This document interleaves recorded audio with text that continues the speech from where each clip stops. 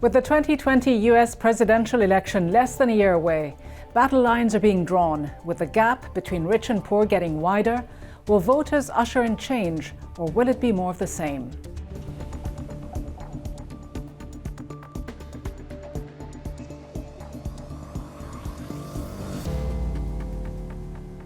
Hello and welcome to Bigger Than Five with me, Rida Fakhri. Globally, the top 1% of income earners hold as much wealth as the bottom 50%.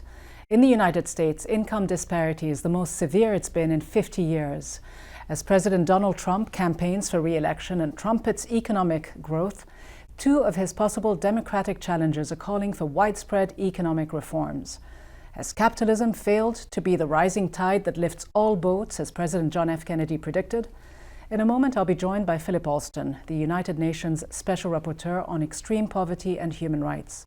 But first, we go to California to hear from people there who are struggling to get by amidst the state's unprecedented affordable housing crisis.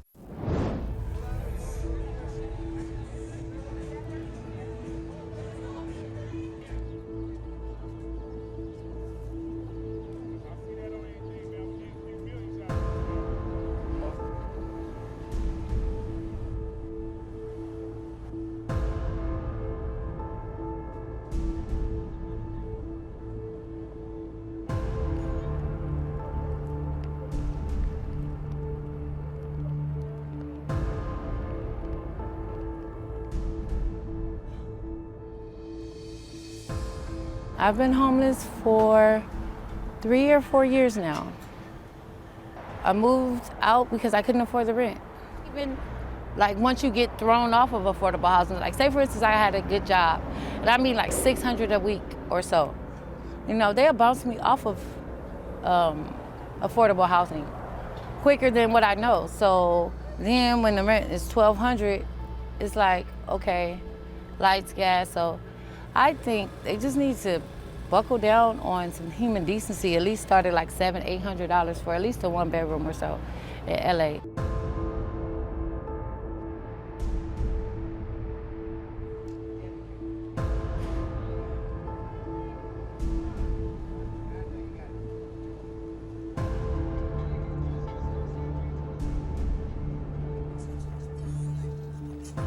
There is a crisis.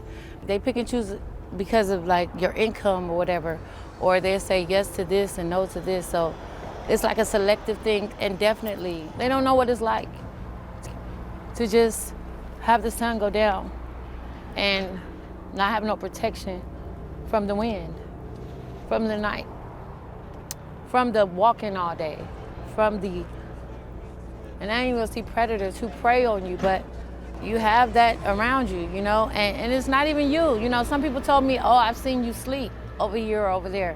And I've woke up and my stuff has been missing, like all the times.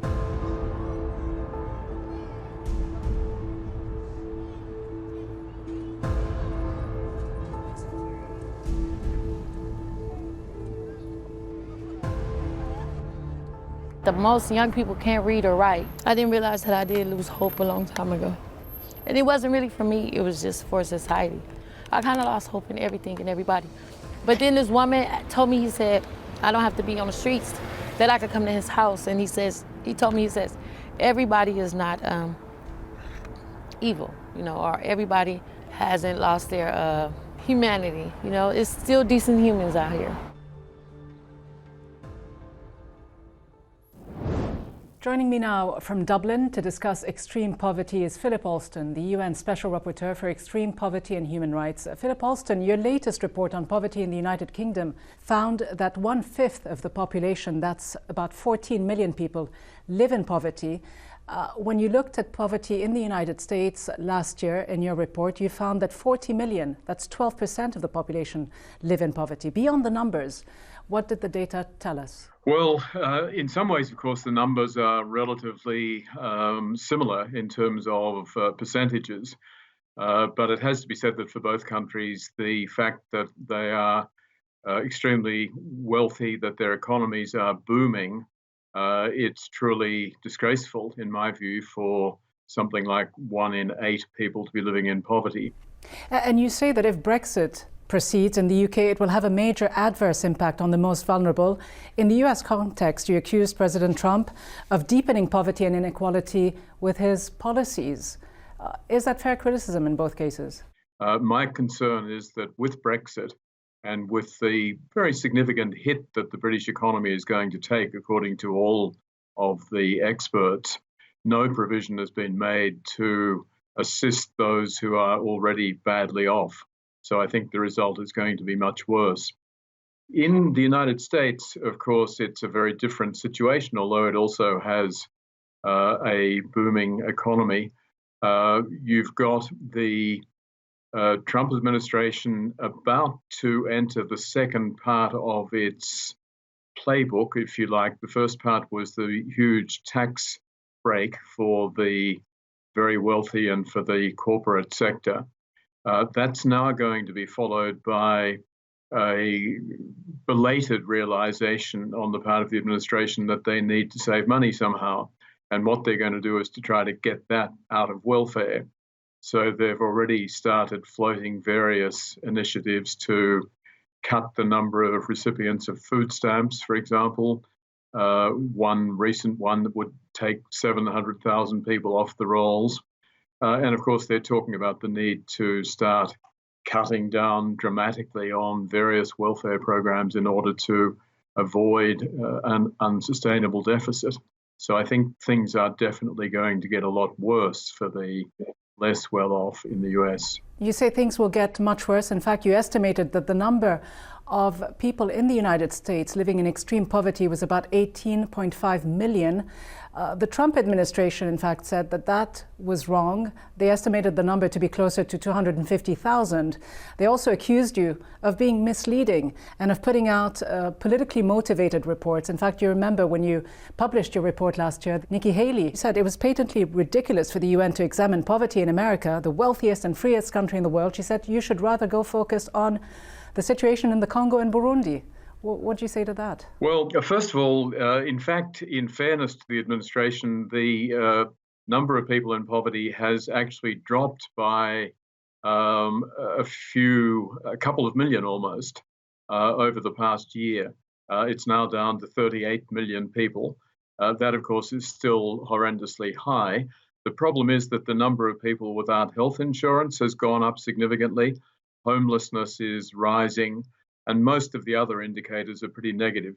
In terms of the criticism by Nikki Haley, I think one of the most amusing outcomes of my report was the sudden discovery by the White House, the Council of Economic Advisors, of a different way of measuring poverty based on consumption, which suddenly showed that rather than there being 38 million people in poverty, there were really only close to 300,000 people.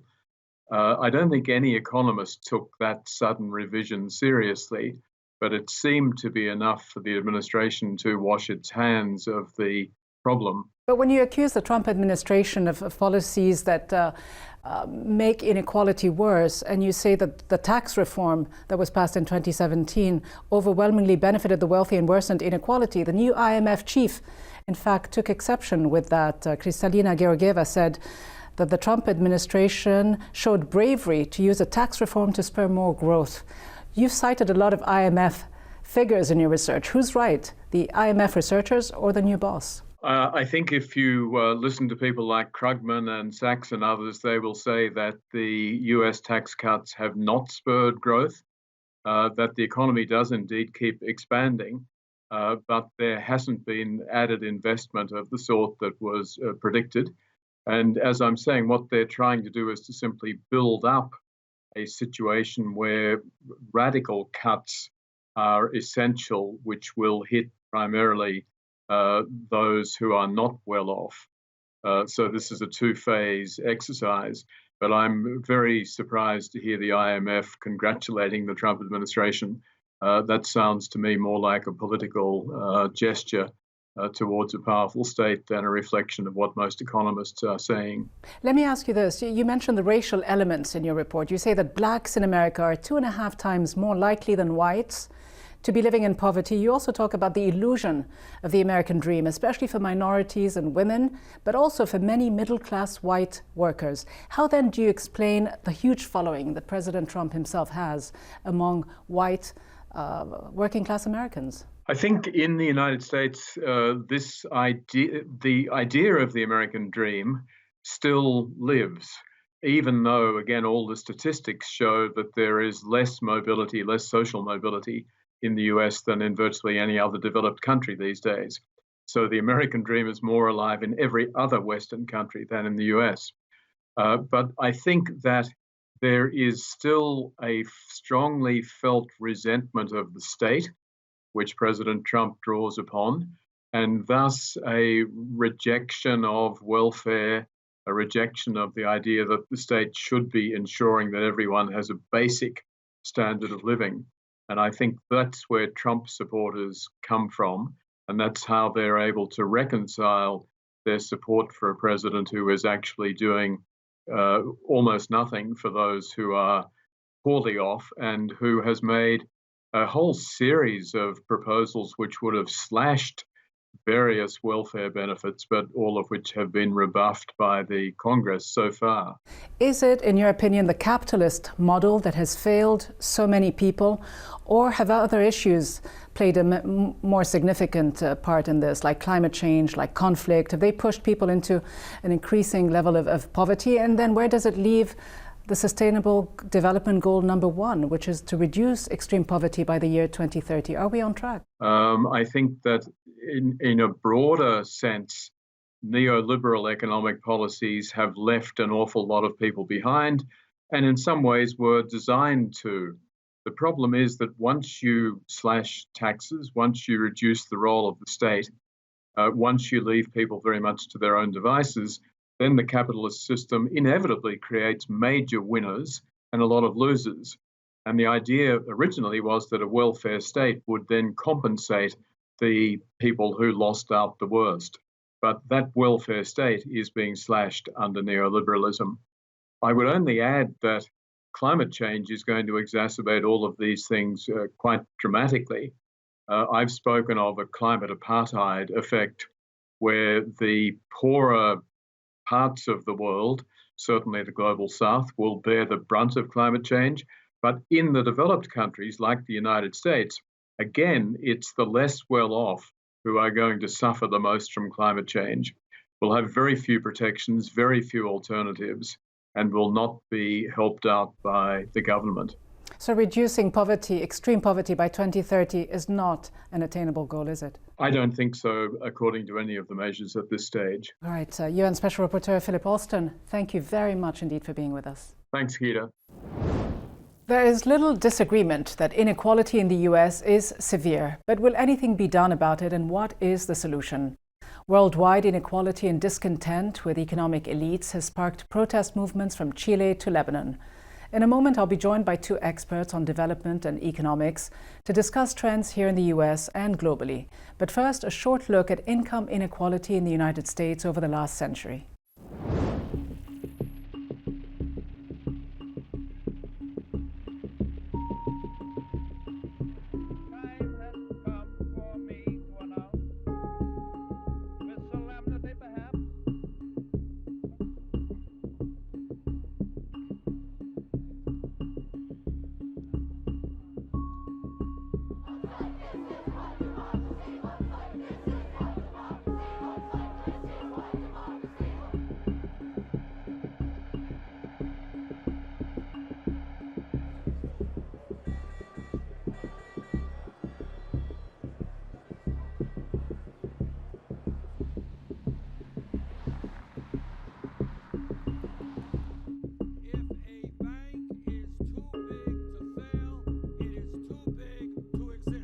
The greed of Wall Street and corporate America is destroying the very fabric of our nation. If Wall Street does not end its greed, we will end it for them. You know, Donald Trump says to all Americans, if your life's not working well, if your wages haven't gone up, if you feel the economic squeeze, Blame people who don't look like you, blame people who aren't the same color as you. His plan is just to keep Americans divided so nobody notices who's really picking our pockets.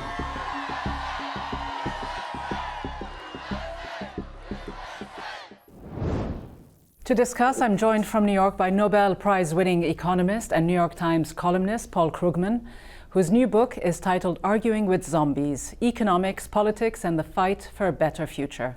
And also joining us from New York is Jeffrey Sachs, the director of the Center for Sustainable Development at Columbia University and an advisor on sustainable development to the UN Secretary General. Welcome to you both. Paul Krugman, let's begin with you. Looking at income inequality around the world, in developing countries, inequality has increased by about 10%. Today, the world's top 26 billionaires own as much as the poorest 3.8 billion people on the planet. That's half the world's population. Is there any doubt that capitalism has failed? Oh, I think that's an incomplete picture. I mean, we have a terrible problem of rising inequality in advanced countries, and to some extent developing countries. So within country, inequality has widened a lot, and that is a big problem. On the other hand, we've had unprecedented growth in poor to middle income countries. 1 billion people lifted out of dire poverty into something approaching a decent standard of living, also under capitalism. So I don't think you want to say capitalism has failed. You want to say that there are big problems that need to be addressed. But would you agree, Jeffrey Sachs, that capitalism has, in fact, created these gross inequalities? I mean, just look at the picture in Africa. The facts show that the average annual income in sub-Saharan Africa is still around $2,000 compared to $27,000 in the EU. That's 13 times more. And more than half of the extreme poor live in sub-Saharan Africa today, according to the World Bank. By 2030, nearly 9 out of 10 extremely poor people will be in sub-Saharan Africa. So the picture there isn't very bright, is it? Well, the world is cruel because the world economy is rich, but many people suffer. And that's because of the neglect and abuse by the rich and a rigged system which allows for massive tax evasion, massive deposits of money in tax havens, absolutely illegal behavior by powerful corporations, and places like the United States where the political system is in the hands of the plutocrats. But there are places also that have what you would call a capitalist system, but better to call it a social democratic system, like the countries of Northern Europe, which do a much better job of combining well-being and social justice. So there are ways to fix this system, but the first thing is to get it out of the hands of those who are rigging the system. That's the big money, for example, that has taken over U.S. politics. But so if the system is rigged, Paul Krugman, as Jeffrey Sachs says, and if it's rigged to benefit the elites at the very top, how do you fix it? Well, we've done this sort of thing before. I mean, we had a New Deal in America. We looked at those Northern European countries. I agree with Jeff totally on the fact that there are places that are capitalist, but are also reasonably just societies. They're not egalitarian, but they're not too unequal. They didn't start that way. If you want to take a look at, 19th century Denmark was not a particularly just and nice place. 21st century Denmark is. So that shows that political action can matter, that you can in fact reform these systems if enough people are willing to make the political effort. But if the core logic of capitalism, Jeffrey Sachs, is about making profits, doesn't that always ultimately, whether it's in Africa, in the United States or anywhere, lead to the exploitation of workers, of consumers, of the state, in fact of anyone who stands in front of this sort of profit? Paul explained that in the United States, actually for a good 35, 40 years, from Franklin Roosevelt through John F. Kennedy and Lyndon Johnson, we had a society that was a lot more fair, a lot more equal when government had the backs of the poor.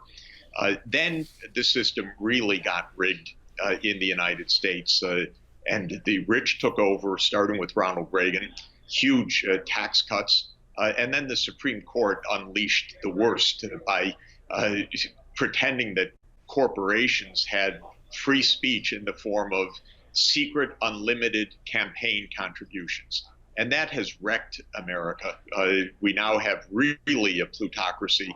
Our electoral cycles cost about $8 billion per round, and that's big money paying congressmen and senators who sell themselves for cheap. Paul Krugman, is that the way you see it? I mean, we all three of us live here in the United States, and when you look at the new vocal generation of people who are in fact voting in the elections for socially conscious candidates like Bernie Sanders, the self-described socialist candidate, or AOC, Alexandria Ocasio-Cortez, whose policies also emphasize reversing inequalities and focusing on climate change and the rest of it. Is that the New Deal? Will politicians listen to these sort of voices? There's the potential for change. There's also the potential for things getting much worse. But to say that it's all lost, that the big money has bought everything, that's giving up way too soon. Also, but is this the beginning of the end of capitalism as we know it? I mean, it's certainly on the ropes, and I wonder what you think about Karl Marx's prediction that eventually, ultimately, capitalism will collapse onto itself. And I see the possibility of a reborn social democracy. I mean, I think it's less Sovietization than Demarkization is the possibility, and we can do this. It may not work, and one of the big problems, which Jeff didn't mention and I didn't either, is that the plutocrats have actually harnessed a lot of the other ugliness in our society. It's not just about the money, but it's the harnessing of racism, of hatred on behalf of their interests. That's a big problem, but. And so precisely then, let me put this point to Jeffrey Sachs. The notion of racism and income inequality, the racial underpinnings of capitalism, how do you see that? Because we say the picture isn't perfect, but it is far from perfect for the African American community here in the United States, where income inequality within their communities has in fact gone up to 21% compared to 7% for whites, and that's according to the US Census Bureau. What do you think of the whole racial dimension to this? Well, America has a whole racist history, from slavery over centuries, and then what we call Jim Crow, which was a quasi-slavery after the Civil War until the Civil Rights Movement. Democracy, when it was really functioning, was working. Now we have demagogues, especially in the right-wing Republican Party, who are over racists. So this is a political struggle. I want to agree with Paul. Don't give up.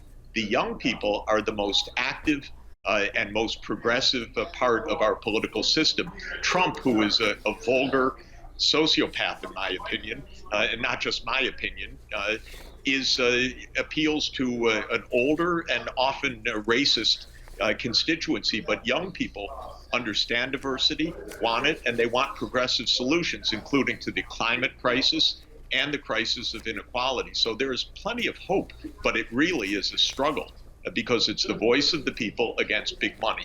Paul Krugman, is there much hope? The power structures that we see, the fact that unionists don't have as much power as they might have done in the past, how do you see the future? Well, we had an election last year, a congressional election in the United States, in which, from my point of view, the good guys won big. I mean, the fact of the matter was, if you were thinking that we were sliding with no brakes into becoming a neo-fascist regime, that may yet happen. But the voters certainly spoke up pretty loudly against that last year. And so I still have lots of hope. I'm scared. If you aren't terrified about where we may be going, then you're not paying attention. But if you're despairing completely, you're also not paying attention. The possibility of turning it around is still there. Very briefly, is the status quo sustainable? And what kind of new model would you think might best address these problems? More inclusivity, more inclusion, a different sort of capitalism? Literally, it's not sustainable, and that our environmental crisis is utterly disastrous. And the social crisis is turning people out on the streets in riots, by the way, in dozens of countries around the world now. So we do have to get a grip on this. We have progressive candidates running for president in the United States, like Bernie Sanders, like Elizabeth Warren, that could make a huge difference. We have progressive leaders in other countries. But we're in a struggle. There's no doubt that this is a struggle for the future that is underway right now. The solutions are well within reach. We actually know how to do this. We know how to eliminate extreme poverty. We know how to move to a zero emissions economy. The technology is pretty much there. What we're lacking is the political will. And politics, the thing about politics is it's something that is made by people. And so if you're a person, go and do something about it. All right, so on this note, thank you both very much indeed. Paul Krugman and Jeffrey Sachs, thank you for this conversation. Thank you. And so with the advent of the fourth industrial revolution and the advances made by technology, economic progress worldwide has been undeniable. But in the interconnected world of cybernetics, AI and social media, unless economic disparities are narrowed and extreme poverty is eradicated, the political stability of nations will be challenged and people will continue to fight the neoliberal capitalist system. From me, Rida Fakhri, and all the team here in Washington, thanks for watching. We'll see you next time.